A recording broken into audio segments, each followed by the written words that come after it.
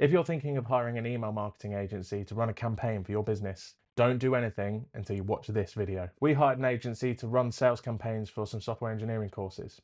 They wanted a revenue split of 50-50 and with a minimum spend of £10,000 per campaign. After all of that, they sold less than 10 copies. A few months later, I sold nearly 100 copies of the same course in 1 week. So, what went wrong? Before we talk about all of that, let me introduce myself. I'm Tom.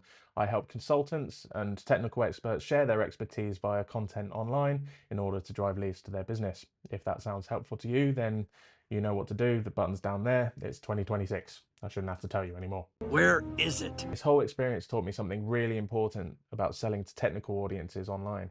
And if you sell your expertise for a living, then this absolutely applies to you too. Our software engineering consultancy had built our online brand to a point where we could start selling online courses to people via our content marketing. To be fair, we were selling a decent amount for the audience size that we had at that time. We weren't failing, but we thought, can we do better? Surely better sales copy, more polished emails, and a professional marketing team would increase sales, right? Stupid, stupid, stupid. Now, looking back, there were definitely some red flags, right? So the deal was a 50-50 revenue split. I think that's fair enough. But moving forward, in any other arrangement that we might have, there was a £10,000 minimum spend per campaign. Meaning that if they had only sold one course, we would owe them £10,000. Math. What's the revenue split on that? Still, we thought we might as well experiment with the 50-50 split. The deal itself wasn't even the real issue. The real issue is that they didn't understand our audience. And if you're a regular on this channel, you know that that's the name of the game, baby.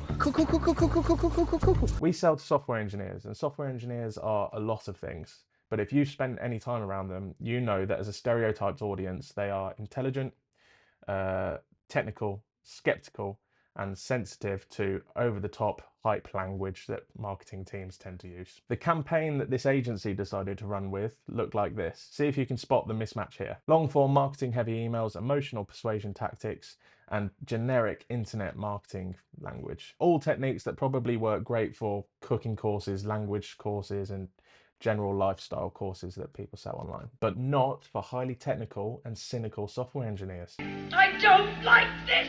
They decided that the best course of action was to run an email a day across the whole week. Each email was a novel, and it really wasn't using the language that we would use as a professional software consultancy brand. Overwritten with all the marketing gobbledygook that you would get in a housing brochure, it was never going to work for an analytical, technical audience that ours was at the time. So, can you guess what the results look like? Just made $50 million!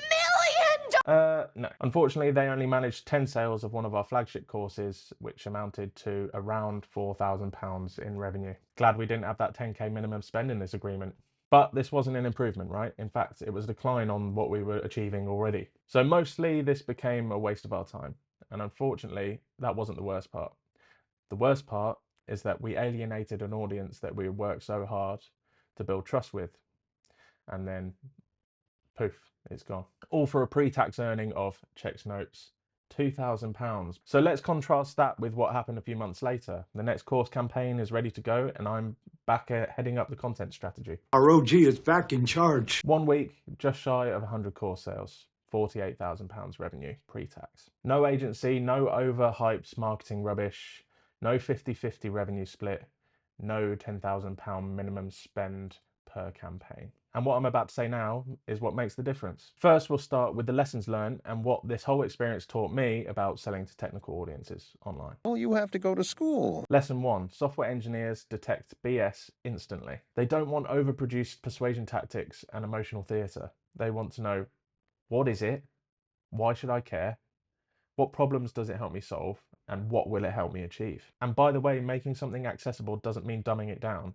And being technical doesn't mean being overly verbose either. Lesson 2, you can't fake fluency in a technical topic that you don't genuinely understand. You see this online constantly now. People suddenly becoming experts in something because of whatever LLM they have lent on that week to generate their content. But if you sell expertise, your marketing has to genuinely reflect expertise. Your content should build trust, respect, and credibility. Surface level copywriting just won't cut it. The language that will sell a beautiful semi-detached country house with charm for hardworking couples and families and cat dogs isn't going to work in selling your DevOps course, is it? Run, cat dog! Lesson 3, you can have the most highly polished 10,000 word mega email, but if it doesn't sound like you, then people will know. Your audience joined because of your perspective, your expertise, your way of explaining things. And the moment that that communication stops sounding human, poof, there goes your trust.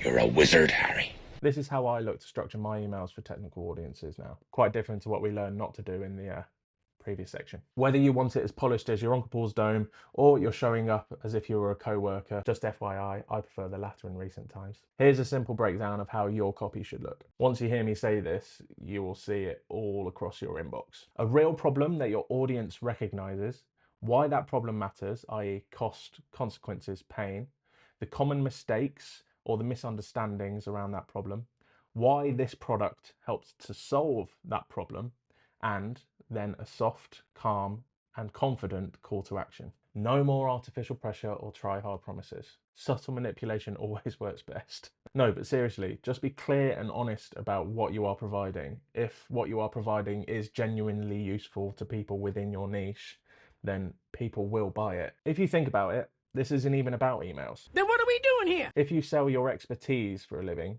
you cannot outsource your messaging, because the people that you're outsourcing to aren't experts in your niche. And your audience trusts you enough to respect them to communicate with them appropriately. Don't mess with that, for God's sake. Marketing is about sounding right to the right people at the right time. It's as simple as that. If you're building something technical and you're trying to sell it online, then hit me up, because that's what I do.